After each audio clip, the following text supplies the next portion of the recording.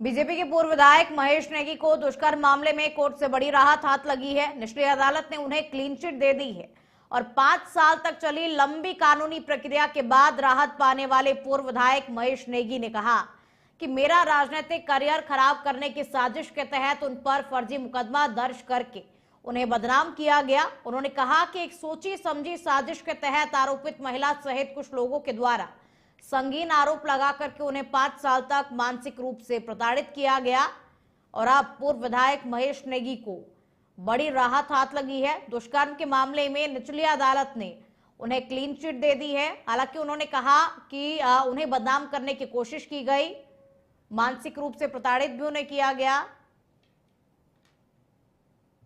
देखिए, जाको राखे साइया मार सके न कोई, बाल न बाका कर सके चाहे जग पूरा बैरी हो।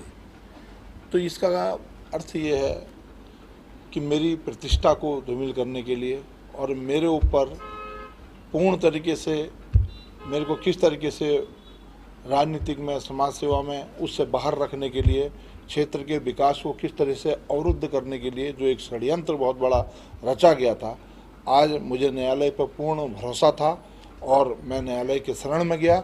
आज न्यायालय ने जो अपना फैसला दिया है, न्यायालय के फैसले से साफ हो गया है, दूध का दूध पानी का पानी हो चुका है और आज मुझे इस बात की खुशी है। माननीय विधायक जी जो अल्मोड़ा विधायक रहे हैं महेश नेगी जी, एक महिला प्रीति बिष्ट द्वारा इनके खिलाफ सन 2020 में एक जो है FIR माननीय पुलिस को दी गई थी, थाना नेहरू कॉलोनी पुलिस के, कि इनके द्वारा मेरा बलात्कार किया गया है और मुझे जान से मारने की धमकी दी गई है। उस पर पुलिस द्वारा इन्वेस्टिगेशन की गई थी क्योंकि ये मामला माननीय न्यायालय के आदेश के अनुसार दर्ज हुआ था 156(3) में। उसमें माननीय न्यायालय ने FIR दर्ज करने के आदेश दिए थे। उसके बाद थाना नेहरू कॉलोनी पुलिस द्वारा इसमें इन्वेस्टिगेशन किया गया।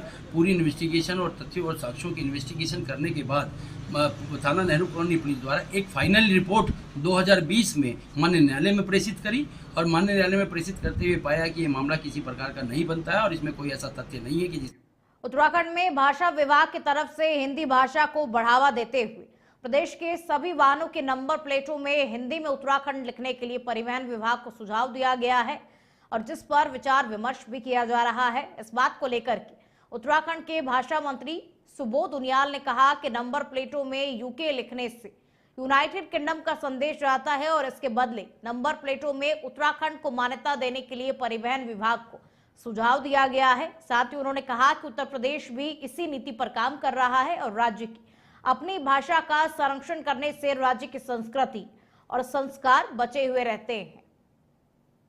जिस तरह हम यूके लिखा करते हैं और यूके उत्तराखंड में गाड़ियों में, हमने एक परिवहन विभाग को कहा कि हम लोगों को ऊखों को भी मान्यता देनी चाहिए, जिसको कि यूके से कभी कभी एक मैसेज आता है कि यूनाइटेड किंगडम, और ऊखों बहुत स्पष्ट होगा। उत्तराखंड और उत्तर प्रदेश ऑलरेडी इसमें काम कर रहा है, उत्तर प्रदेश के ऊपरों के नाम से।